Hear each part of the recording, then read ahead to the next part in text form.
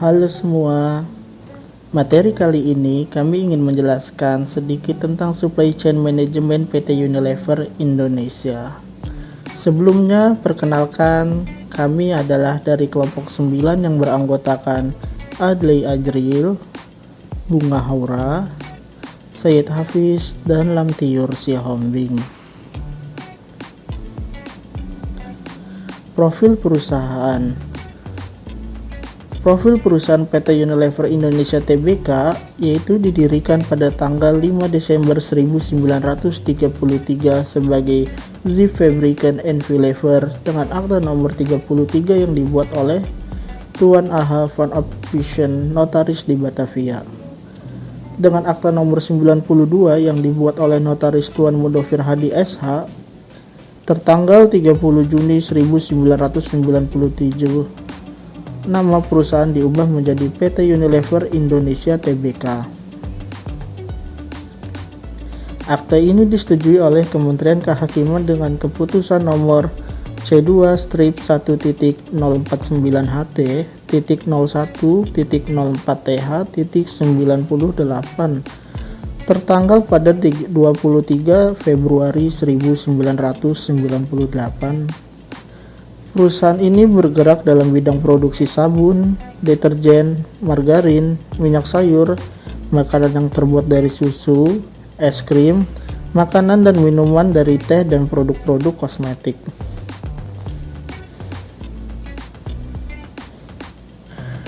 Visi PT Unilever Indonesia adalah untuk meraih rasa cinta dan penghargaan dari Indonesia dengan menyentuh kehidupan setiap orang di Indonesia setiap harinya.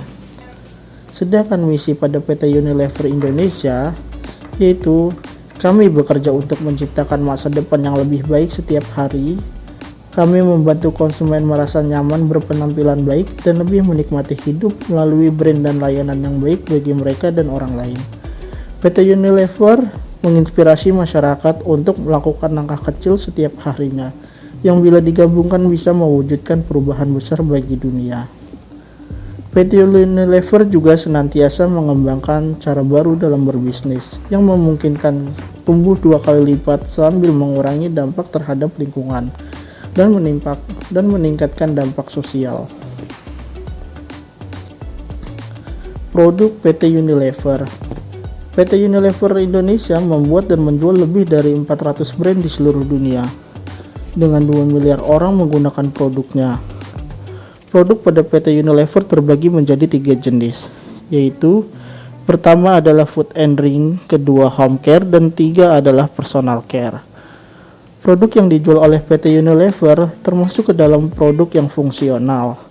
Hal ini disebabkan oleh siklus hidup dari produk yang panjang dengan sedikit variasi pada kategori dan biaya penurunan harga yang mendekati 0%.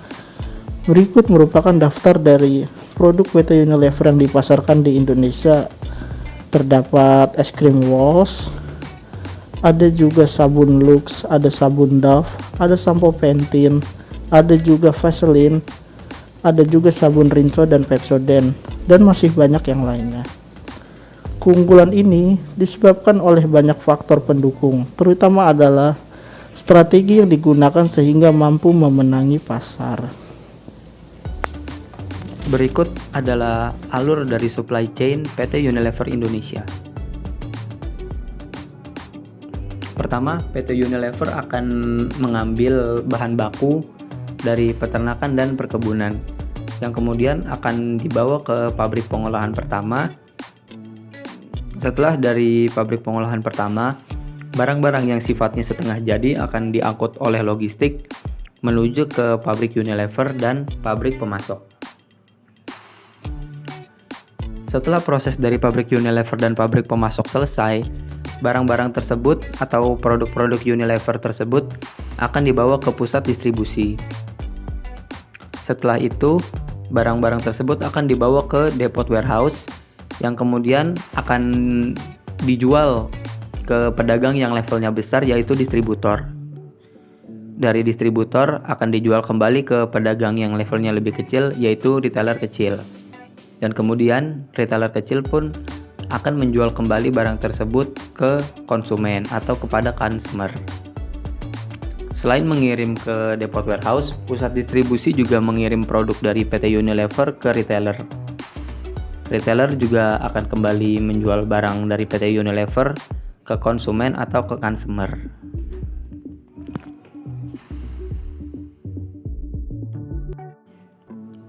Kegiatan primary dan support PT Unilever. Sebuah teori yang berjudul value chain yang dikemukakan oleh Michael Porter membagi proses menjadi dua jenis. Yang pertama adalah support proses yang mencakup firm infrastructure, human resource management, technology development, dan procurement. Dan yang kedua adalah core process yang mencakup inbound logistik, operations, outbound logistik, marketing and sales, dan service. Kegiatan primary PT Unilever. Definisi dari kegiatan primary atau kegiatan primer adalah kegiatan yang menyumbang dalam hal penciptaan fisik barang, hasil produksi, penjualan, dan pendistribusiannya. Di dalam aktivitas utama atau kegiatan primer PT Unilever Indonesia, terdapat beberapa proses sebagai berikut. Yang pertama adalah inbound logistik. Inbound logistik merupakan segala kegiatan logistik sebelum dilaksanakannya produksi, seperti penerimaan dan penyimpanan bahan baku dari supplier. Sebagai contoh, PT Unggul Indah Lili memasok sekitar 10% bahan mentah untuk dijadikan bahan baku produksi deterjen. Selanjutnya adalah operation. Operation merupakan kegiatan yang dihubungkan dengan konversi bahan baku menjadi bahan jadi.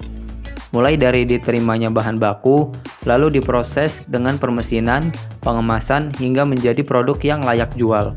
Sebagai contoh, PT Unggul Indah Lili memberikan atau menyuplai bahan baku deterjen kepada PT Unilever Indonesia untuk diproduksi menjadi produk siap pakai. Contoh mereknya seperti Rinso, Soklin, dan Molto. Kegiatan selanjutnya yang masuk dalam kegiatan primary adalah outbound logistik. Dikenal juga sebagai logistik keluar, yaitu proses yang berkaitan dengan penyimpanan dan pergerakan produk jadi siap jual untuk diedarkan kepada konsumen. Sebagai contoh, Rinso hasil produksi yang siap pakai akan didistribusikan dari gudang Unilever menuju retailer, hingga sampai ke tangan konsumen untuk dipakai menjadi kebutuhan sehari-hari. Kegiatan selanjutnya yaitu kegiatan marketing dan sales, yaitu kegiatan dalam membujuk atau menarik pembeli untuk membeli produk perusahaan dengan cara seperti promosi, pengiklanan, dan menggunakan tenaga penjual atau sales. Contohnya dalam PT Unilever, mayoritas media marketing adalah melalui media elektronik dan media cetak. Selain itu, Unilever juga rutin menjadi sponsor berbagai event dalam agenda promosinya. Contoh merek yang sering menjadi sponsor adalah kecap Bango, Pepsodent, dan sampo Pantene. Lalu ada kegiatan service, yaitu kegiatan yang terjadi dalam interaksi langsung antara seseorang dengan orang lain atau mesin secara fisik dan menyediakan kepuasan pelanggan. Salah satunya adalah IMC dari Unilever, yaitu front end dan back end operation. Tugas front end adalah menyusun semua harapan dan permintaan dari customer, sedangkan tugas back end adalah merangkai produk yang sesuai dengan harapan konsumen.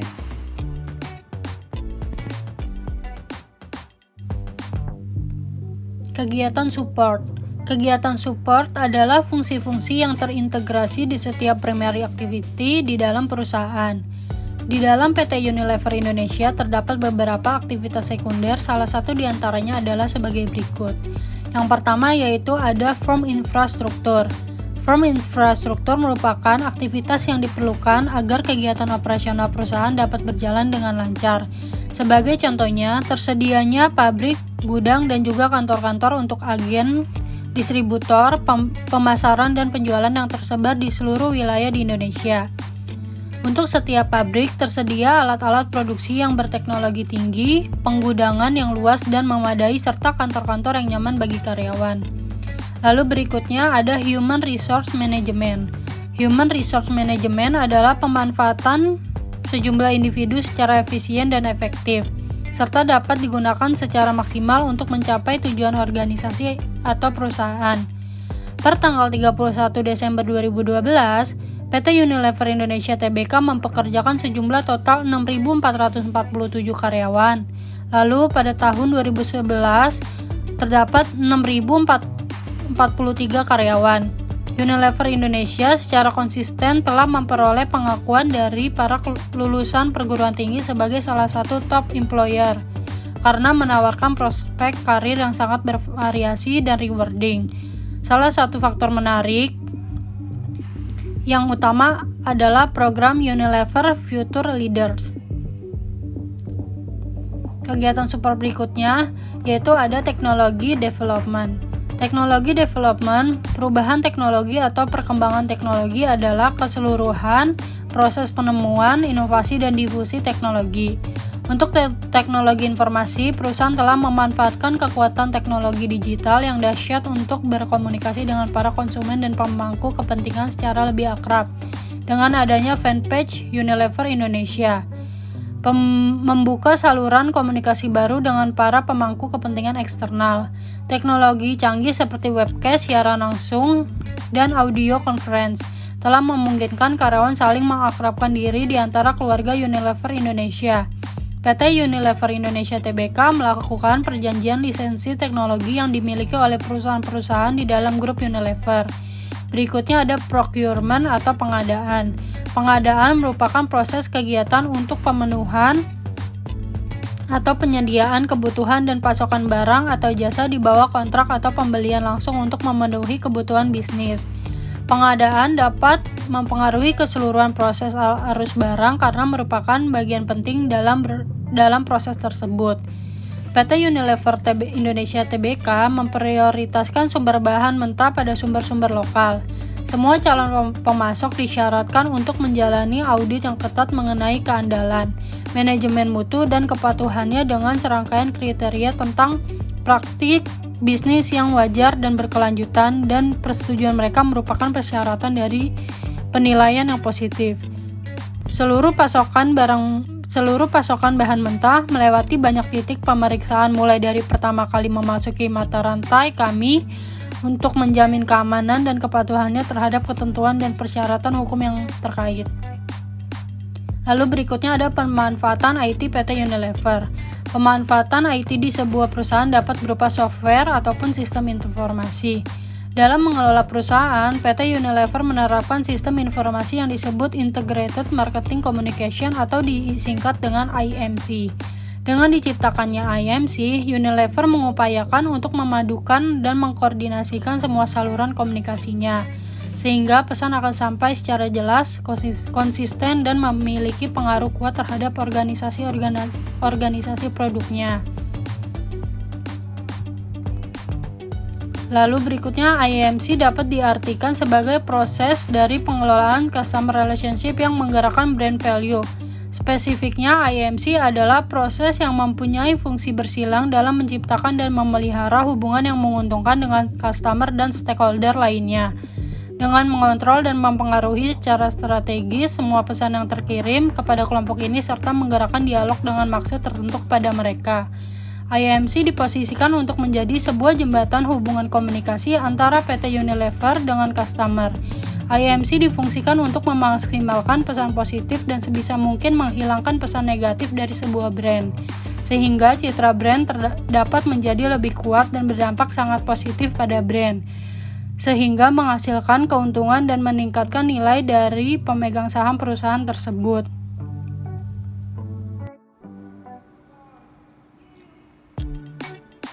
Pada PT Unilever Indonesia, terdapat 8 konsep dasar dari berbagai program IMC, yaitu terdiri dari direct marketing, sales promotion, public relation, personal selling.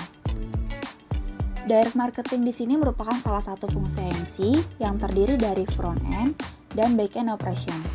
Front end menyusun semua harapan dan permintaan dari customer, sedangkan back end merangkai produk yang sesuai dengan harapan konsumen. Sales promotion merupakan istilah singkat dari penawaran nilai tambah yang dirancang untuk menggerakkan dan mempercepat respon dari customer. Lalu public relation, di PT Unilever bertugas menjaga reputasi brand dan juga bertugas sebagai media tanpa bayar untuk menyampaikan brand information guna mempengaruhi calon customer atau customer secara positif. Lalu pada personal selling adalah sebuah komunikasi dua arah di mana seorang penjual menjelaskan fitur dari suatu brand untuk kepentingan pembeli. Lalu selanjutnya ada advertising, publicity, event atau sponsorship, dan yang terakhir interaktif marketing. Advertising di sini merupakan wujud dari presentasi non-personal dan promosi dari suatu ide, sehingga brandnya dikenal luas oleh masyarakat. Advertising ini tidak gratis dan perusahaan harus menyiapkan sejumlah biaya. Pada publicity ini timbul untuk membantu menangkap perhatian publik dan membedakan tiap-tiap perusahaan tersebut dari perusahaan-perusahaan lain yang menjadi saingannya. Event atau sponsorship menempatkan produk di sebuah acara atau event yang melibatkan banyak orang sehingga meningkatkan brand awareness dan untuk menyediakan platform yang baik bagi brand publicity. Sponsorship adalah dukungan finansial kepada suatu organisasi dengan tujuan penguatan citra pada brand tersebut. Lalu interaktif marketing di sini bertujuan memberikan image yang memuaskan terhadap konsumen sehingga mempertahankan posisinya dalam persaingan pasar dengan cara meluncurkan produk-produk baru dengan berbagai macam kelebihan dan harga yang bersaing. Terdapat masalah supply chain yang dihadapi pada PT Unilever Indonesia. Masalah yang pertama yaitu supplier tidak konsisten dalam memasok bahan baku, yaitu PT Unilever memiliki beberapa supplier yang kurang konsisten dalam menjalankan perannya sebagai supplier. Asumsinya bahwa supplier tersebut seharusnya memasok barang setiap 7 hari, namun mereka menyuplai dalam 10 hari. Lalu masalah yang kedua itu ada ketidakpastian proses produksi, yaitu proses produksi bergantung pada berbagai macam faktor. Apabila terdapat satu faktor tidak siap, produksi tidak dapat berjalan dengan lancar. Terlebih, apabila produksi harus dilakukan berkali-kali dalam jangka waktu yang pendek. Masalah yang ketiga yaitu ketidakpastian permintaan. Permintaan dari konsumen merupakan hal yang sulit untuk diprediksi karena selalu tidak pasti. Oleh karena itu, dibutuhkan solusi agar dapat menyesuaikan demand dengan supply sehingga tidak terjadi produksi yang kurang atau berlebihan. Lalu masalah yang keempat adalah ketidakpastian permintaan, yaitu masalah yang proses distribusi sangat dibutuhkan agar barang dapat sampai ke tangan konsumen. Di PT Unilever, proses distribusi keluar seringkali terhambat karena banyaknya barang yang disimpan terlebih dahulu di gudang atau warehouse sebagai inventory, sehingga diperlukan waktu lagi untuk loading barang dan akhirnya memperlambat proses distribusi. Ada solusi bagi masalah supply chain tersebut, yaitu pada masalah yang pertama yaitu supplier tidak konsisten dalam memasok bahan baku. Solusinya yaitu menjalin kerjasama dengan pemasok lokal yang dekat dengan pabrik Unilever Indonesia. Lalu bahan mentahnya berasal langsung dari petani atau perkebunan, mengukur kemampuan pemasok agar sesuai target secara konsisten. Masalah kedua yaitu ketidakpastian proses produksi. Untuk solusinya yaitu menerapkan strategi push atau produksi untuk jangka panjang berdasarkan peramalan agregat permintaan konsumen sehingga biaya dapat ditekan dan penggunaan bahan baku menjadi lebih efektif dan efisien. Pada masalah yang ketiga yaitu ketidakpastian permintaan. Solusinya melakukan demand forecasting oleh tim marketing perencanaan permintaan, lalu mengaplikasikan SAP Advanced Planning Optimizer untuk strategi rantai pasoknya. Pada masalah yang keempat yaitu terhambatnya distribusi produk.